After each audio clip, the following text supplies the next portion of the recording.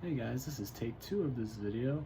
Welcome to my top 10 quarterback rankings. I'm just gonna get right into it because I don't want to go over it again. We're starting number 10 where I have my quarterback, Jimmy Garoppolo.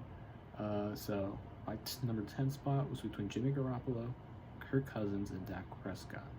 I put Jimmy over Kirk Cousins because I think Jimmy and Kirk are pretty much the same player. Jimmy and Kirk both have big arms. I think Jimmy's arm is probably a little weaker, but they both have good arms. They're both accurate, pretty accurate, both pocket passers. They both have bad, well, not bad, but just really mediocre pocket awareness and ability to just like escape pressure because they're both statues and they can't really run that much. Jimmy has he has a little more speed to him, but with the ACL tear, he doesn't use it as much anymore. And but as I said, they're basically the same quarterback. But in my opinion, Jimmy is more clutch than Kirk Cousins. It's a whole thing of Kirk Cousins that he can't win in primetime games or anything like that. It's a little overblown. He's had a lot of really bad luck in those games. But still, you see in the playoffs, the 49ers absolutely destroyed the Vikings. Obviously, that was a big part due to our run game, but Kirk Cousins couldn't do shit against our defense. And while I think Jimmy probably also struggled against the 49ers defense last year, like I remember in the first practice, he had like 5 interceptions. Everybody's screaming about it. It was just the Niners defense is good. I thought Garoppolo sucks, but they're both they both take risks. They both throw it over the middle a lot. I just think Jimmy's more clutch overall. He had a lot of people are gonna point to the Super Bowl and the overthrown pass to Sanders there, and obviously that was a disappointing moment to say so myself. But like a Saints game, do you think Kirk Cousins would have made a 48-46 victory over the Saints? No, that wouldn't happen. They probably won 55-7, but you get the point. I don't think Kirk Cousins would have been as good in that moment. I think Garoppolo, I think he holds himself well, and he's just a little more clutch, basically, like a little bit. It's not like a huge difference between the two. It's a really tight spot here. And then Dak, I think is 12th. Dak, he's obviously more mobile than both of them. He can run. That's really his big advantage over these two. But I think his arm is worse, like a lot worse. Well, I mean, not a lot, but worse. He's also less accurate. He can't. And I know people will be like, "Ooh, Dak's receivers dropped so many passes last year." And they still made up for it by making huge plays. And a lot of Dak's stats, maybe not a lot, but a bunch of them did come in garbage time and stuff. But he's still a good quarterback. He's overhated. I don't think he's terrible. I don't even think he's bad. I think he's good. He's a good quarterback. I just don't think he's better than Jimmy or Kirk. I have Dak at 12. It's not terrible. It's above average, which is exactly what he is. But I have him below Dub Stew because I just think he's a worse overall passer in every facet. And as much as mobility does matter, I think that being able to throw the ball better is more important at this point. But you can honestly put these guys in any order, and I'd understand it. You even put Jimmy a little lower, I can probably understand that because a lot of people don't like Jimmy. But in my opinion, Jimmy's 10, Cousins is 11, Dak is 12, and number 9. Let's just move on. We have Matthew Stafford. I made these lists long. I made these in March. I'm doing a slight change right here. I'll explain it later. But Stafford at 9 now, and people will probably question this a little bit, but I think I think he's really underrated. People do not pay attention to Stafford at all, because he's a Lion and nobody cares about the Lions at all. But Stafford's become under the radar. He's been a really good quarterback in the past few years.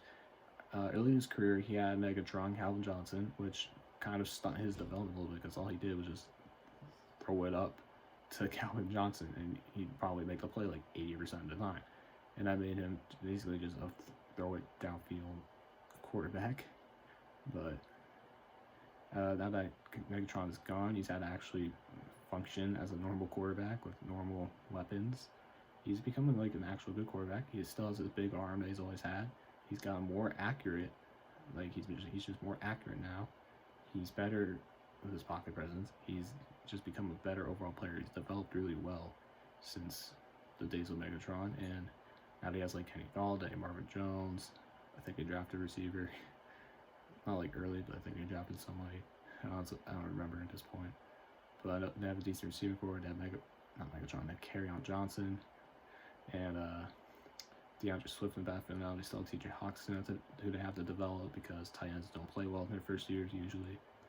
And I think that Stafford has a good core now. He's learned more how to play quarterback normally, and he's become a good quarterback. I have him at number 9.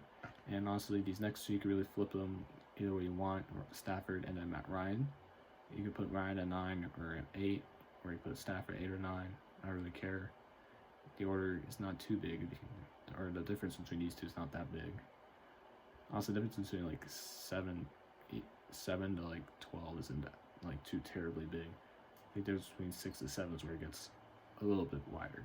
But anyways, at 8 I have Matty Ice from the Falcons. People probably question this one too because, I mean, I think Matty Ice gets overhated a little bit as well as like Dak, but not as much, but just a little bit.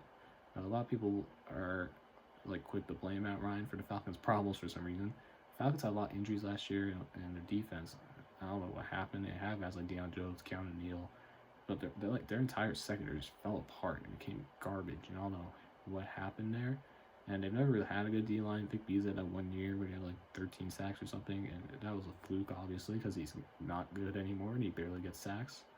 But it was like an anomaly. He had like an obscene pressure rate compared to his sacks totals. But whatever. Anyways, this is about Matt Ryan. Matt Ryan, he's perfect. He's good mechanics. He is good.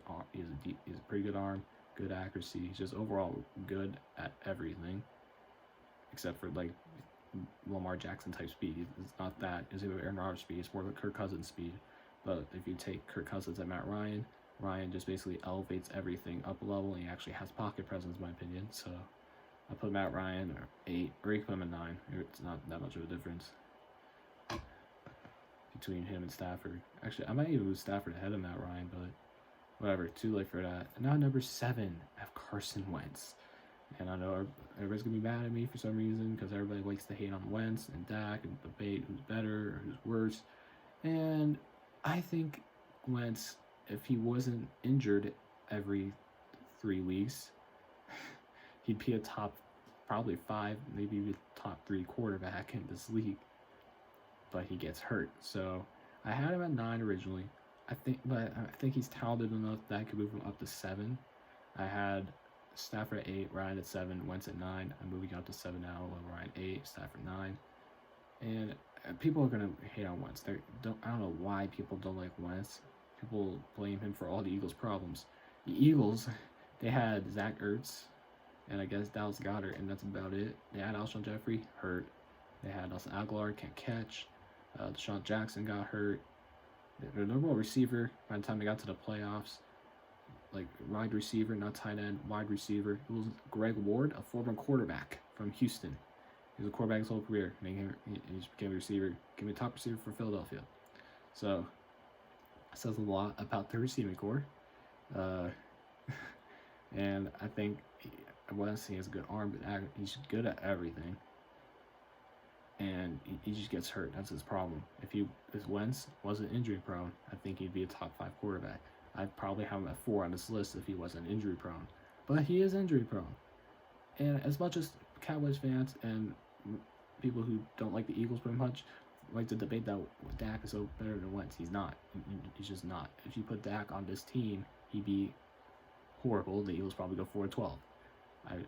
Dak has a lot of help around him over there in Dallas. He has Cooper, Gallup, CeeDee Lamb, and Ezekiel Elliott, one of the best offensive lines. Obviously not the best anymore, but it's still a top 5, top 10 offensive line. And then Elliott, of course. And Wentz, if you compare the two teams, obviously Wentz also has good offensive line. His defense is better, but look at the receiving course. That's all I'm going to say about that. But I think Wentz is better than Dak. I think Wentz is the 7th best quarterback in the league because he's injury prone. Now let's go to number 6, where I have Aaron Rodgers, quarterback of the Packers. And Rodgers, he's way overhated. I don't understand the hater on Aaron Rodgers. He is basically what everybody's rated about Patrick Mahomes. That's basically what Rodgers was a few years ago. Now everybody's like just hating on him for absolutely no reason. And, well, opposite Davante Adams. Outside Davante Adams, he has, Allen Lazard, Marquez Valdez-Scantling, Jake Kumaro. Who are these people? No one knows who these people are. You had a washed up Jimmy Graham. Their number 2 wide receiver, like they're like talented wise, is probably Aaron Jones or Jamal Williams. They're both running backs. Like, it's ridiculous how bad the surrounding core on this offense is for Aaron Rodgers. And then the draft, the Packers went and decided, hey, we're gonna not help Aaron Rodgers at all. We're gonna become a running team. So, welcome to Green Bay. Welcome to Aaron Rodgers' career being completely wasted. This Green Bay front office is so bad. But like Rodgers, a lot of people they yell at him for throwing the ball away for some reason. Throwing the ball is a good thing because that means you aren't throwing an interception and you aren't getting sacked. So yeah, and the reason he throws the ball away a lot is because his receivers don't get open. He has Devontae Adams. He was hurt last year. Who he had to throw to? He had Lazard. He had I already went through all those guys. So I'm not even gonna go through it again. He's gonna throw the ball away a lot. His receivers don't get open. It's not. He can't do anything. He tries to make plays. They don't get open. It's just impossible. Like, it's such a hard offense to work with. And Rodgers, he gets all the hate for it. And even then, he has 26 touchdowns to 4 interceptions last year. Like, how is that bad in any sense of the word? He's extremely good. 26 touchdowns, that's the amount of touchdowns Deshaun Watson had. That's about touchdowns Patrick Mahomes had. Now, to be fair, Mahomes got hurt. But even then, like, Mahomes probably had like 31 touchdowns. Like, he missed 2 games. It's still like on par with Mahomes. And 4 interceptions? Are you kidding me? That's 4 picks. That's elite level interception production, or interception percentage production. And I just don't understand the hater on Rodgers. People say he's an asshole or that he's a bad teammate. What? Greg Jennings said that? Greg Jennings is so salty. Like, has anyone else ever trashed on Aaron Rodgers' name besides Greg Jennings? And the people blame his family. There's so much nobody knows about his family. It's ridiculous. But we're going to go ahead and just move on now. But Rodgers, just remember, elite arm talent. His actually is getting worse, obviously. He's getting old. He's 37 now, I believe, or he's going to be 37. He still has the elite arm talent. He still can get it downfield. He has good accuracy. He just doesn't trust any of his receivers. That's the reason you don't see any deep balls from him anymore. His receivers are not deep ball receivers. They're all just a bunch of tall, supposed to be able to catch in traffic, but they can't. So there's not much to really do here for Rodgers. Not much for him to work with. But I have him number 6. You'd think I had him like number 2 based on everything I just had to say. I have him at 6. But you can even argue that you could put him at 5 here. I have Deshaun Watson at 5 though. Watson, I don't know what to say about Watson. He has decent arm strength. He has decent accuracy. He's just a playmaker, really. He makes plays outside the pocket, and honestly, I could see him going down to 6 here. I honestly think Rodgers probably better. Now that I'm really thinking about it, but Watson's a lot younger. He's going to develop and be better, and he's just mobile. He's good. He's basically just a magician, really. He makes so many plays out of his ass because his Texans team is garbage. Especially now that Hopkins is gone, what's he gonna do now? Like, that blew up the team for no reason. They traded DeAndre Hopkins for David Johnson. They traded the pick they got for DeAndre Hopkins for. They traded what? Who was it? So Cooks? I don't even remember. But basically, yeah, it was Brandon Cooks. So basically, Bill O'Brien values DeAndre Hopkins and Brandon Cooks at the same level. So that's all you need to know about Houston and their organization. But Watson, it's like basically a similar situation to Rodgers, except his offensive line is absolutely pitiful and disgusting. And Watson literally has to run out of the pocket every play just to make anything happen. It's kind of depressing. There's no run game here. And, I mean, Watson, he's basically playing God for his Texans team. He's just carrying them on their asses. And I think Watson's a very good quarterback. How about number 5? And then number 4, I have Drew Brees. And then after we have Brees, there's a huge tier jump to the top 3 quarterbacks. If you want to do tiers for this, I'd say the top 3, and then 4 through 6, 7 through like 12, maybe even lower. Those are my tiers. 1 to 3 is like best of the best. 4 to 6 is elite, and then 7 to like 12 is pretty solid, I guess.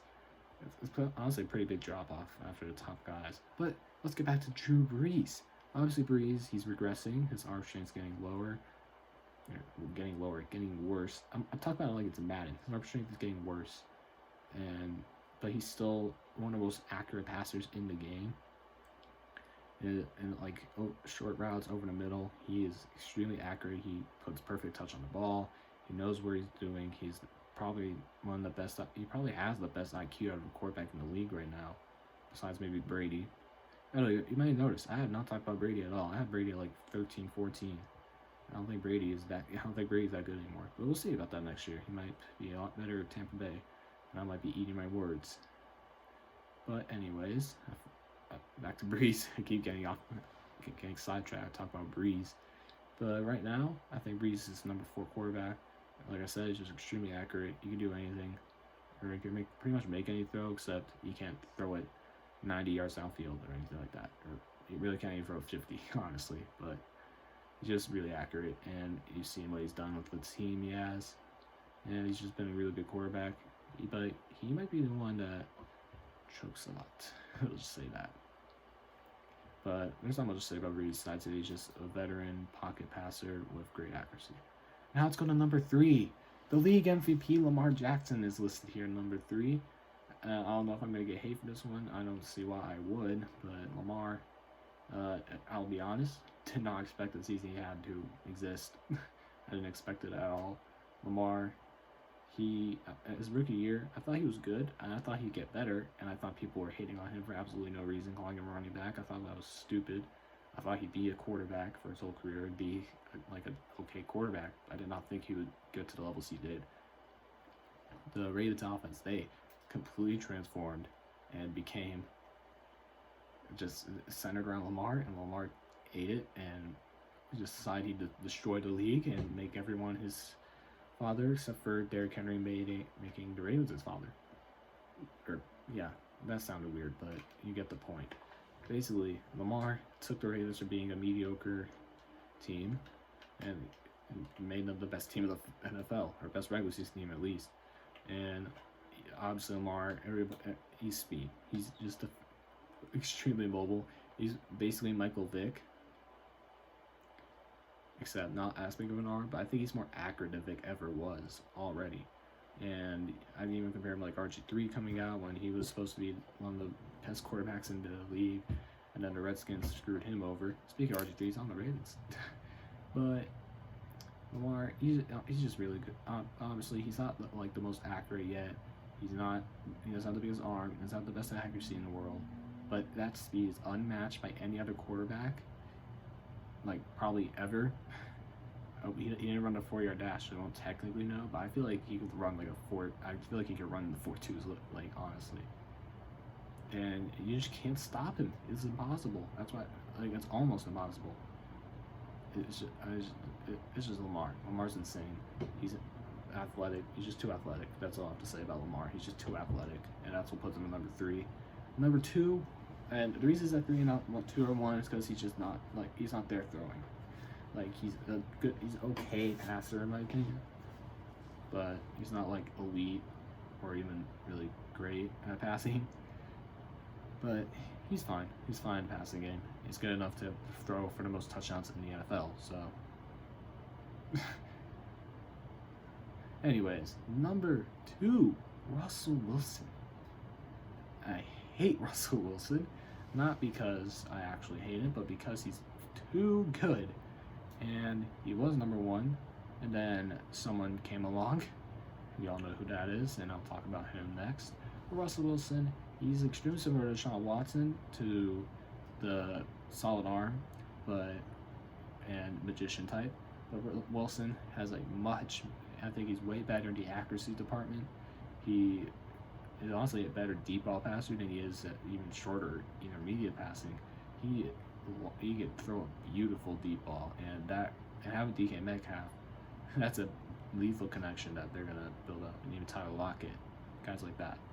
Those deep threats, those are serious for Seattle because of the way Russell Wilson plays. And Russell, he's not Lamar fast, obviously, but he's extremely agile, extremely athletic. He can run anywhere, and he's 5'11", but he is short and stout, and he will ruin your life.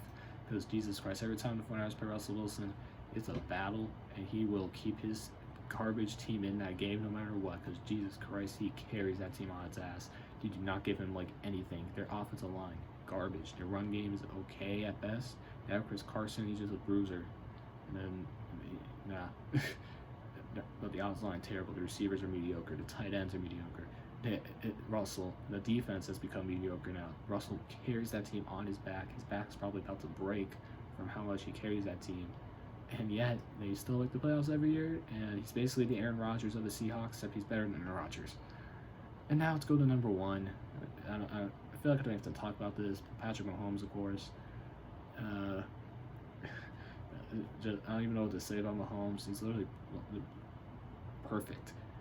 And I think this is the perfect situation for him as well. Chiefs have Andy Reid, which of course helped him. And they also had back when Mahomes was a rookie, he had Alex Smith to teach him. Like, Alex Smith was literally probably the polar opposite of Patrick Mahomes when Mahomes was a rookie. Alex Smith had a weak arm. I'm just say it's a weak arm, because it really is a weak arm compared to like normal NFL quarterbacks. Not like compared to me, I obviously have 10 times worse of an arm than Alex Smith does. But compared to like Jimmy Garoppolo or anything, I think it gets a lot worse arm there. Also arm strength. But Alex Smith was that West Coast just dink and dunk, but extremely accurate quarterback. And Mahomes coming out was just a deep, the big arm that he had no control of. But Alex Smith really helped him rein that in. He helped him become more accurate. He helped him learn how to actually learn the playbook, as he went to Texas Tech, where they just let air raid, launched ball everywhere. And that helped Patrick Mahomes become the best quarterback and eventually probably in league history at this rate. But Mahomes, he's an amazing play extender. In the playoffs, he decided to become Russell Wilson and just be able to run all over everyone randomly. And obviously, he launches a deep Tyreek Hill every play. He can launch it to Kelsey. He can throw it in the middle. He can throw it. He's just perfect. I don't really have to talk about him at all. Like, everybody knows Mahomes is the best quarterback in the league. And if you disagree, you're a Ravens fan. But if you enjoyed this video, leave a like, subscribe to the channel. Next, I'll be bringing you my top 10 running backs, which is another controversial list for Cowboys fans. I'll see you guys next time. Have a great day. Sayonara.